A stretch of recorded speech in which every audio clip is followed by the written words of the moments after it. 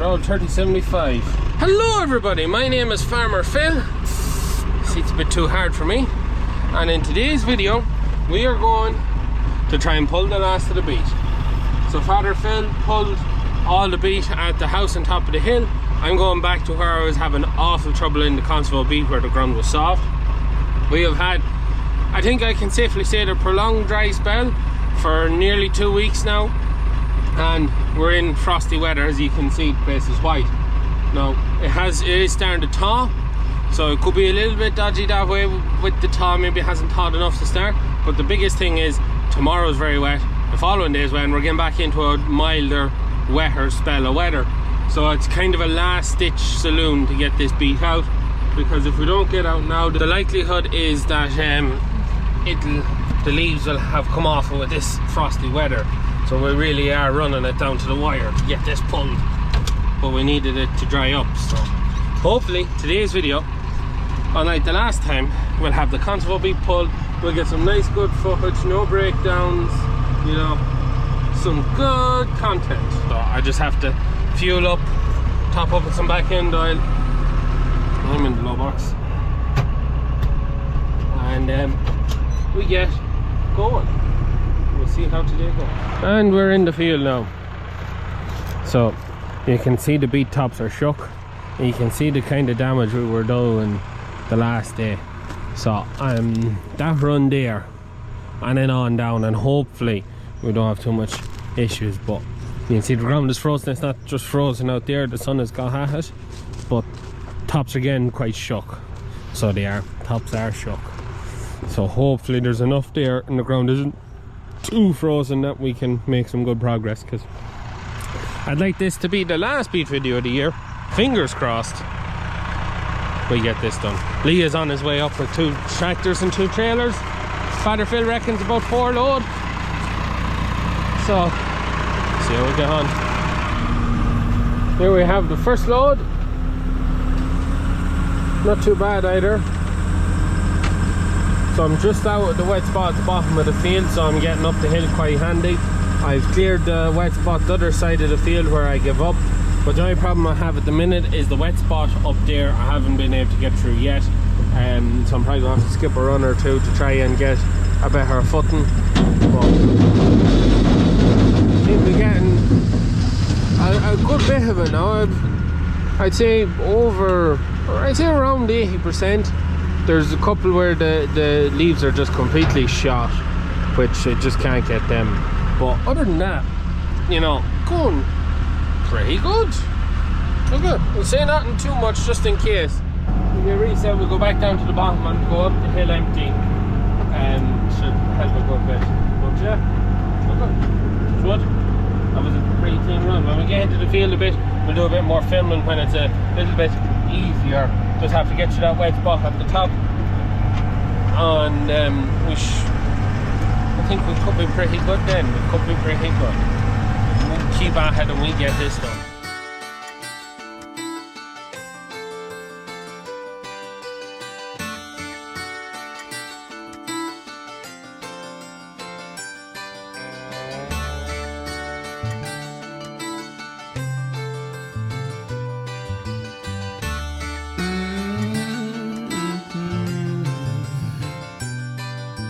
Walked in Friday night looking for a girl, feeling alright. Jukebox playing loud and true. Willie was singing that crazy tune. So we're tipping in our 4th bin. So we now have officially more pull today than I did last day. I'd say 1 more bin should fill the trailer. So we go down and we start from down here now.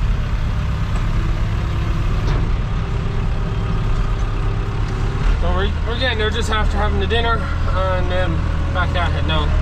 The day, you can tell the day, it's only 2 o'clock and it feels like evening already, which not great. So I really want to get this done today. Kind of have to get it done today. So I'm hoping my lights are working. Hopefully. If not, it could be in a bit of bother.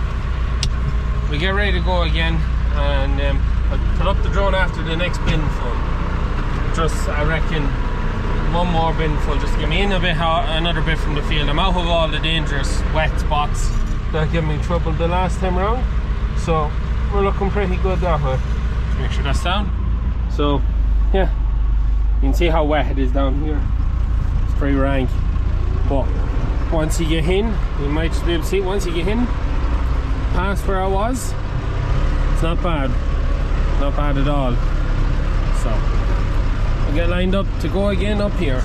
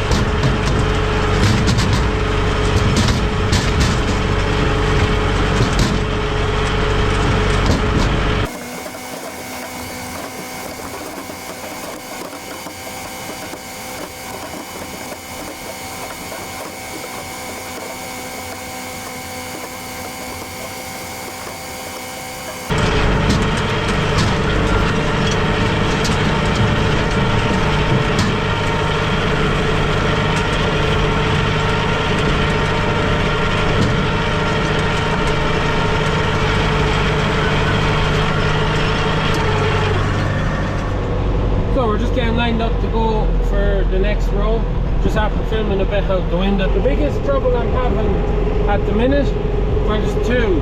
One, the leaves are well shook, as you can see, compared to what Father Phil pulled the leaves. Now the leaves weren't as good as the other crop, but the leaves are well shook from the frosting, from it being kind of later on in the year. So it's leaving it that bit more difficult to pull.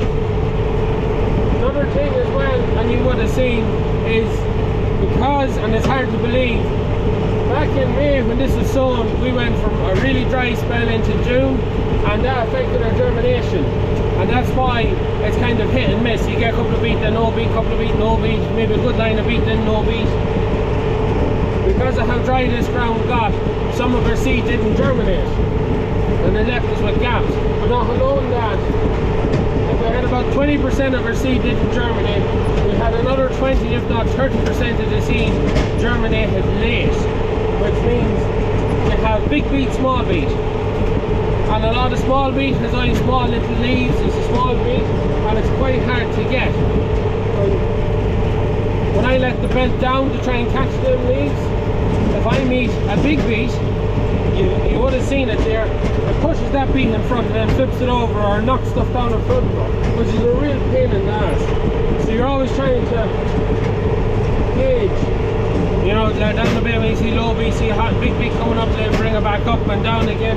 Always just up and down in it, just try and get as much as I can out of the field. They're the two things that are making it really difficult at the minute. Just the quality of the leaf that's there still, and then this big beet, small beet is a right pain in the ass.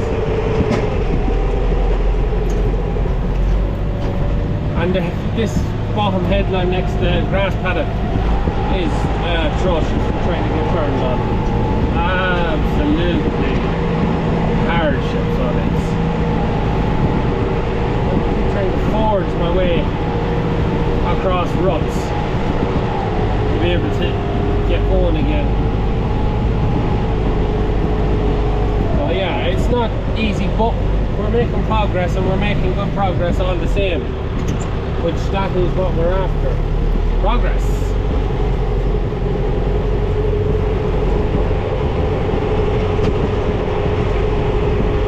Another thing you would have seen, the ground is still frozen. So the ground is still kind of coming up. You can really see say like sheets of ice. It's kind of coming up in like flat lumps, and that's the ground is still frozen. It's not causing me any issues. I don't think I'm losing any beet because of it, but it's kind of giving a bit of firmness to the ground too, so it is helping me travel. And like ground wise, in comparison to what was the last day, it's pretty good. Like I'm traveling. Apart from where I travelled the last day, that's hardship. But once I got out past that, no issues at all. So once we get this run done, we'll have the full of the hopper again. So we'll go empty it, and that should fill the first trailer. So it's about 3 runs to the full of the hopper, which is pretty good. Like all things considered, timing here and everything, not too bad. I can't complain. Look, we're getting it done. If we were able to get pulled the time I was out here trying to pull it, we'd probably have less waste or less beet missed because of the leaf, because we had a better leaf back then. But okay, it is what it is. At least we're getting it done. So, we get to the end of this row, we get this thing, and then I think we'll fire up the drone.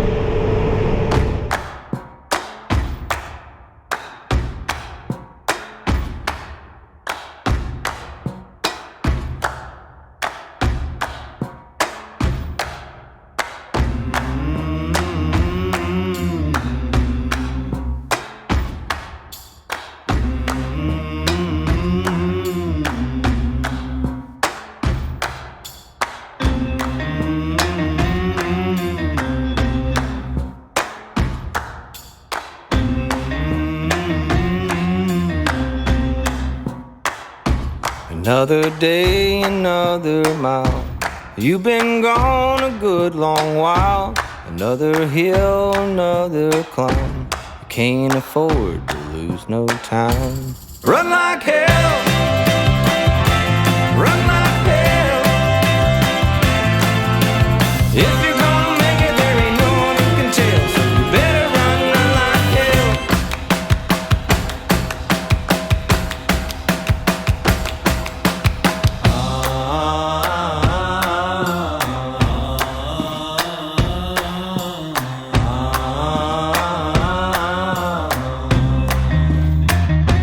So much road still left to go.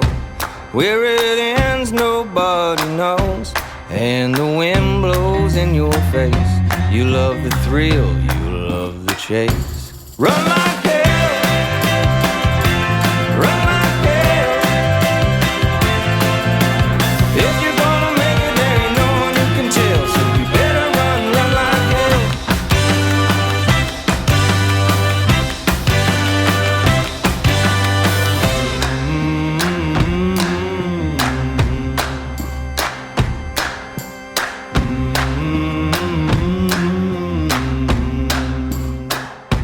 Another day, another mile. You've been gone a good long while. Another hill, another climb. You can't afford to lose no time. Run like hell. Run like hell. Run like hell. Run like hell. Run like hell. Run like hell. If you're gonna make it, there ain't no one who can tell. So you For some reason, it feels quite weird to be listening to a Christmas song and harvesting. Just ask me why. Strange feeling. Anyways, we're getting there, drone up, got some good drone footage I think, and we're well underway. There's 100 runs, and I'd say we might be coming near a third of it done, maybe a bit more. Kind of hard to tell. Anyways, engage. Throttle on, and we sing a few tunes. So just as we do the drive over to the trailer, so what we are pulling is beet we use to feed to our cattle. Just this is for people who maybe don't know the crop and that. So what the variety we have sown, it's a Constable Smart beet, and it was an easy spray beet. That's why you'll see there's very few weeds here compared to our other crop. Other crop is your traditional beet, or traditional kind of variety of a beet, whereas this is what they call the smart beet. This is also a sugar beet, so it's a high dry matter, high energy beet.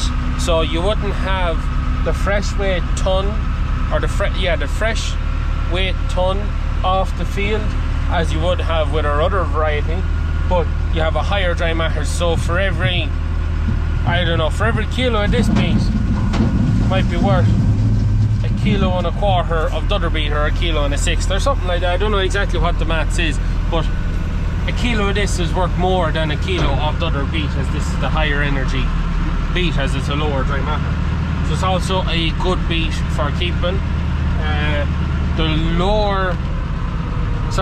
The higher the dry matter, as the harder the beet is, the better it is for keeping, for storage, and for lasting through till like February time. Whereas your lower dry matter, your softer beet, doesn't have the same lasting as a higher dry matter beet. So by right, this should be at the back of the pit and our other should be at the front. But it's the hand we're dealt this year. That's why we started here the last time I made the video of pulling beet, because we were hoping to get this pulled then in the back before the others, because that would have made sense, but it's the way of the world. Anyways, I have to go to Liv now to swap memory cards so she can edit today's video. And yeah, that's just a little bit on the beet. The beet tops and the beet that we've left behind, they get left. Some people would let animals out to graze, sheep or cattle, and maybe cultivate the field with like a chain hard turnover beet after a week or so. We're not going to do that. We're going to let everything rot back into the ground. Cattle will probably come and run across the entire tillage fields here for a period of time once they go back out in February or March, before they start grazing the grazing platform, just to tidy up the backs of the wire and back of the hedge and any grass that's grown over the winter, so prepared for sowing for next year. Not sure what we're sowing. We haven't really just sat down and decided what we're sowing where, except for the sunflowers, the maize, the pumpkins and the beet. That we've all them decided where they're going, and we're not sure then where we're going to go with our wheat, barley, oats and beans, because we need to increase our beanage area, because we need more beans. But yeah, I got to live here now and we'll go back pulling. Sun is just starting to set there now, and we're hard out of here. Could be tight finish now to try and get it done.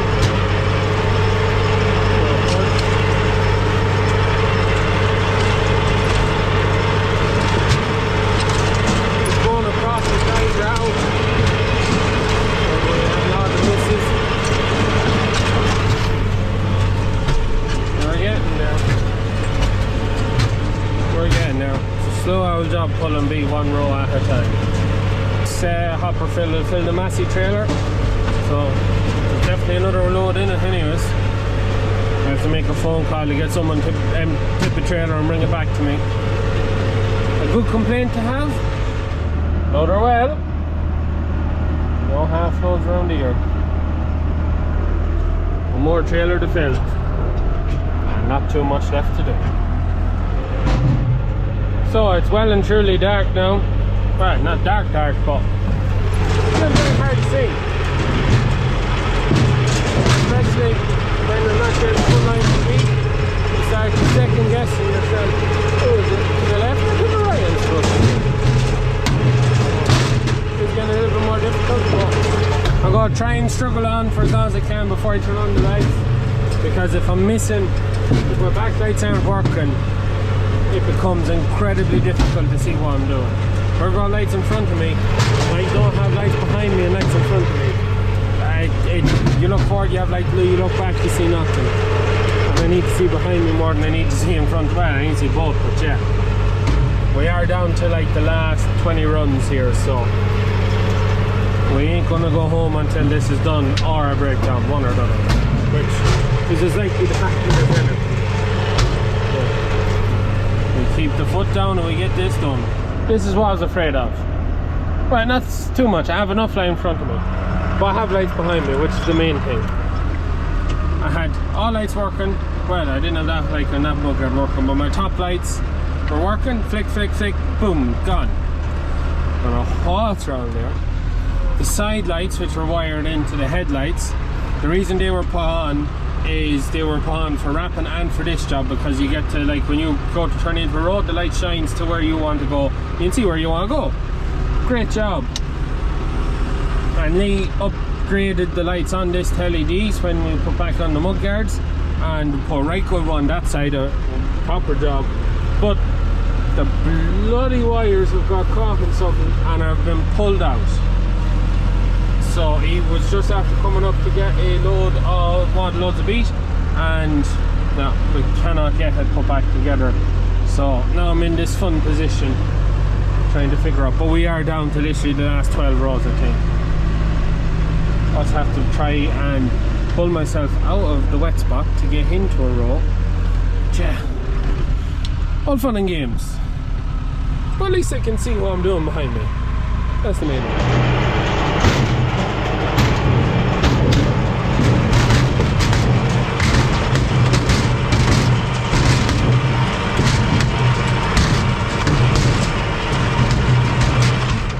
Could be running into bother here.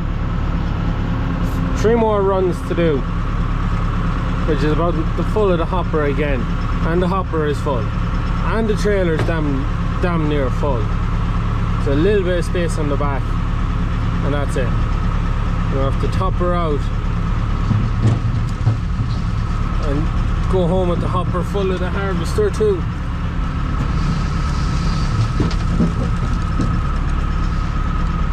And we're getting my money's worth out of this load.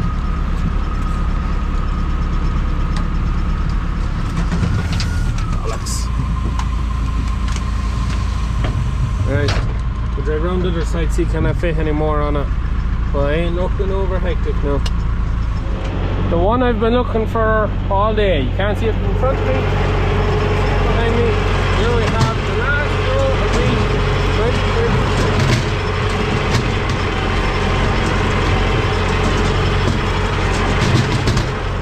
And that's it. Nearly the full of the hopper, and we're done. So I've nowhere to tip this, so we're going to have to bring home the harvester with the hopper full, tip it into the pit. So that's 4 3/4 loads. So that's about 47 ton of a hectare. Now we did have that maybe 20% in Germany, and then 20%. You can see another 20% of a loss between small beets and beets that I couldn't pull because the leaves were gone bad at this time. So I don't think that's too bad. Would like it to be a bit better. Not as good as the crop at home, but the other crop there was very few misses and it was a huge crop of stuff. This just not as good, but the weather at the start is what bet it from the get-go. So yeah, that's it. Harvest 2023 is over and done. The 5th of December, and I have a funny feeling this time last year I was only starting into fixing the harvester. So it's good to be finished, and we had a few hiccups, we had a few issues, but nothing too wild or exciting or anything that would cause too much grief. The 3075 has bossed again. I was just looking, 15,600 hours on the clock, and she is flying it still. The LB harvester went well. We did have a few little breaks, but nothing too major. So the plan now is we'll get home. Probably tomorrow I'll knock all the clay off the back of the harvester, give her don't wash it, but just tidy her up, not rush her down kind of thing, and then into the shed for another year till we pull her out next year. If anyone who's watching who's interested in maybe chance and growing a bit of beet, get in touch with us.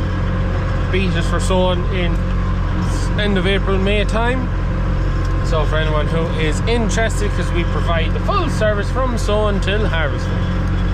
So, and yeah, that's it. Next year I think we're going to be growing the same area in beet, around 6.5, 7 acres. And the biggest thing with next year's season of planting and that is we got no winter crops in this year, which we should have, but we didn't. And yeah, I don't know how more to really say. We We didn't get the rye in or the oats for the maize. We may get that in yet. If we don't get in by February, we probably won't put it in, and we'll just leave it fallow till we put the maize in. But yeah, we've no other winter crops in, so it's going to be a very busy spring getting crops in. We still have to decide where all our different crops are going to go, so yeah, that's going to be fun. But it's good to be finished for another year. So it's good to be finished. So anyways, we're going to leave it at that for today's video. I'm going to be on home in the tractor and get my ducks in a row. So anyways, I hope you enjoyed it. As always, please like and subscribe to the channel. Videos every Tuesday, Thursday and Sunday. That is it from me. Good luck.